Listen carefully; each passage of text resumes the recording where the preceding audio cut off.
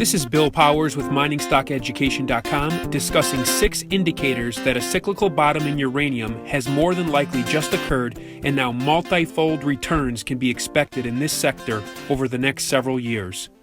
Uranium is used for nuclear weapons and other applications, but its primary market use in society is to fuel electricity-producing power plants. Like other commodities, uranium goes through extreme boom-bust cycles which allow for outsized gains if one buys at a cyclical bottom and then sells near the cyclical top. Looking back over the history of uranium, it can be seen that uranium has gone through several parabolic rises that produced amazing results for investors. The uranium bull market from 2002 through 2007 saw the commodity spot price rise over 14-fold. During this time period, the share price of uranium miners and explorers rose dramatically. What makes investing in uranium a prudent option at this point? And why should investors expect high returns during the forecasted upcycle? First, future demand is very strong. There are over 438 nuclear reactors operable in 30 countries right now. These reactors can generate 382.5 gigawatts of electricity and supply over 11% of the world's electrical requirements. At least 66 nuclear reactors are under construction in 14 countries. Based on the most recent statistics from the World Nuclear Association, there are a total of 224 reactors that are either under construction or planned around the world, and an additional 330 reactors that are proposed with the potential to be operating by 2030. Global nuclear power capacities are projected to increase by 44% from 376.6 gigawatts in 2015 to 540.6 gigawatts in 2030. It is estimated that uranium demand could grow by over 48% to as high as 266.8 million pounds of uranium by 2030 from an estimated 179.3 million pounds of uranium in 2015. There is a gap between the uranium consumed by reactors and the uranium produced from the world's mine, and this has been the case for many years. That gap has been bridged by secondary supplies which consist of uranium in various forms that are already out of the ground and sitting in stockpiles around the world. Looking at this chart from Cantor Fitzgerald Canada Research, we see that very soon there will be a supply deficit as demand will only increase. This will cause the spot price of uranium to rise. It is estimated that about 10% of total supply required over the next decade will need to come from new mines that are not yet in development. And it takes about 10 years to permit and build a mine after an economical mineral deposit is discovered. This means that the price of uranium will rise significantly due to increased demand, lessened secondary supply, and slow incoming new primary supply. The fundamentals are very strong for a higher future price of uranium. The next thing that makes investing in uranium at this point a prudent choice is that the end users of uranium are not price sensitive, unlike with other commodities.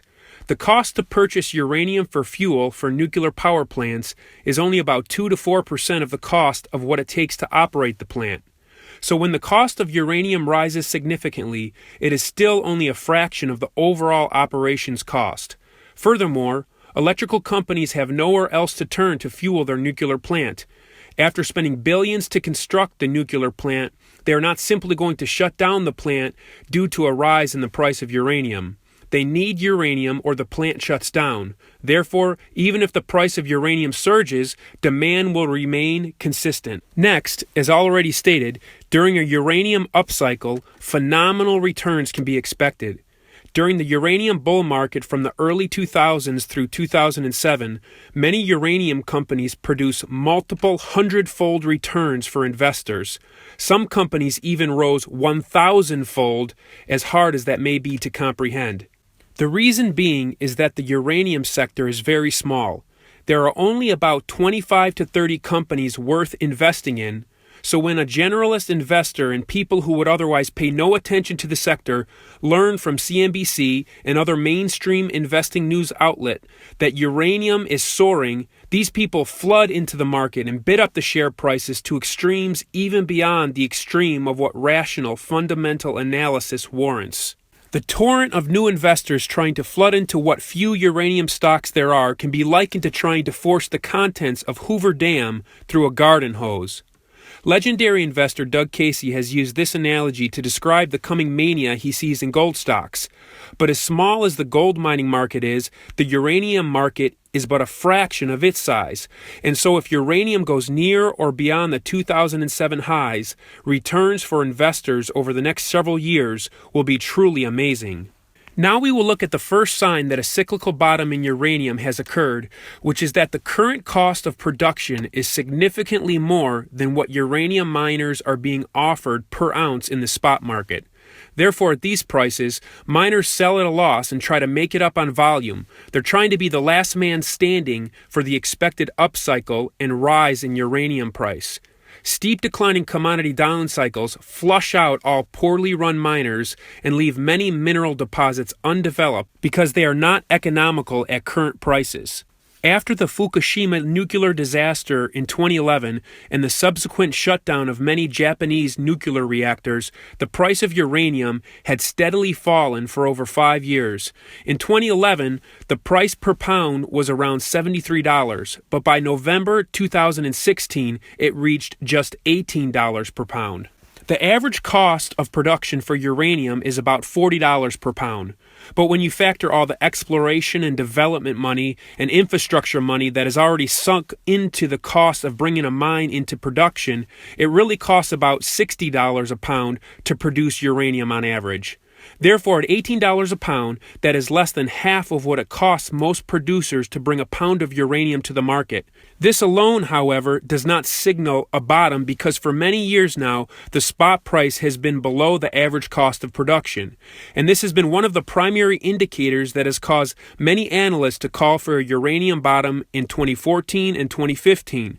But now, in addition to an even lower spot price than in 2014 or 2015, there are many signs coming together that indicate a final bottom has most likely been reached. To reinforce the point that the uranium industry has seen a near completion of its liquidation over the last 6 years and that the spot price can only rise from here is the fact that on January 10th, 2017, the world's top uranium producer, Kazakhstan, said that they would cut production by 10% due to poor market conditions triggered mostly by a global oversupply of uranium. They will reduce production for 2017 by 2,000 tons, which is about 3% of the total global output. Their chairman said in a statement, "These strategic uranium assets are far more valuable to our shareholders and stakeholders being left in the ground for the time being, rather than adding to the current oversupply situation." The chairman said that production would pick up pace once market conditions improve. Analysts see this move as a game changer that should boost the global uranium market in the very short term. The second sign that the uranium market has bottomed is that the capitulation phase of the commodity cycle seems completed.